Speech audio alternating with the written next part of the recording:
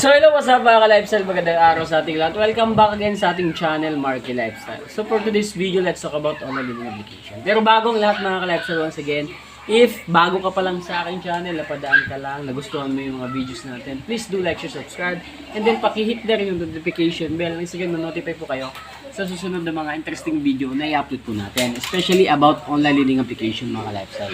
So again, pasensya na po if medyo hindi maganda yung quality ng video natin ngayon.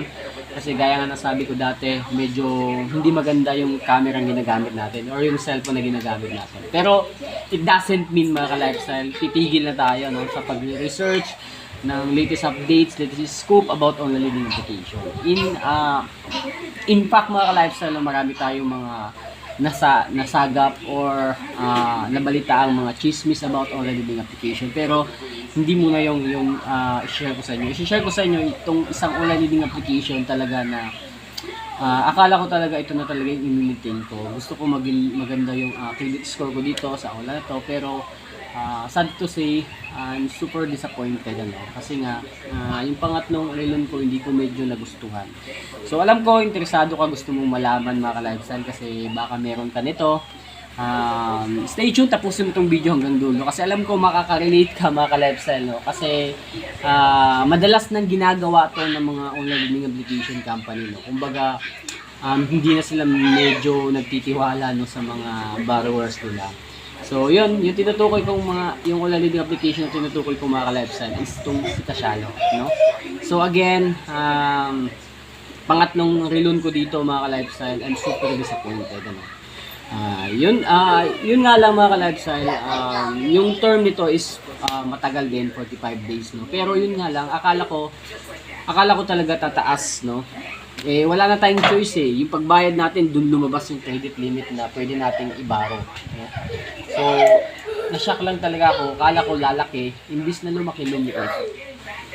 No, again, sa pangatlong relon ko po to no, sa Casialo. So again, shout out sa lahat ng mga Casialo users dyan. Kung the same ba kayo ng na-experience ko, comment down below dito sa video na to para mapag-usapan pa natin ang gusto no? Kasi na-disappoint lang po talaga ako no? Na-disappoint. Kala ko imbis na tumaas yung credit score ko, bumaba lalo mga ka-lifestyle. Eh yung pinangbayad ko pa naman dito okay lang kahit wala naman akong it doesn't make sense naman if bumaba or tumaas no. Basta sinishare ko lang to sa inyo para alam nyo rin na posibleng ganun yung mangyari sa inyo. Imbis tumaas yung credit score, bumaba or lumiit. Yun yung nakaka-disappointed sa Casialo. Akala ko talaga ito na talaga yung forever ko, pero nagkamali ako. So yun, I think hanggang doon na lang talaga no, yung hanggang doon na lang talaga yung relationship namin ni Casialo. Hindi na ako mag-relon pa kasi yun na nga, sabi ko, imbis na lumaki or tumaas yung credit score, lumiit, bumaba, Diyos ko, yung credit limit, I mean, ano. So, ayun, sinare ko lang sa inyo para at least kahit maawag kayo. So, para hindi na kayo magtanong, no, yung pinakaunang loan ko dito is 1,000 lang talaga yung na-approve. 14 days po yon, then 70 pesos lang yung yung babayaran natin. So, na-approve ako ng 1,000, babayaran ko siya ng 1,070 pesos. Then yung sa pangalawa mga ka-lifestyle, 2,000. So, hindi na maganda, no? Hindi na maganda kasi yung interest, imagine, 445 yung babayaran. So, 2,000 for 445 po. So, yun. Sa pangatlo, mga ka-lifestyle, dito ako sobrang na-disappointed. Imagine, yung 2,445 na inutang, na balance ko, binayaran ko pa yun ng 2,700. Kasama na dun yung yung bayad sa GCash kasi through GCash ako nagbabayad. So yun, 2,470 lahat yung binayaran ko sa Casialo, sa pangalawang loan ko. Ngayon, nag-reloan ako. Hindi ko naman ine-expect, no? Kasi akala ko talaga tataas, no? Magdodoble, magiging 4K. So, sad to say mga ka-lifestyle, lumiit.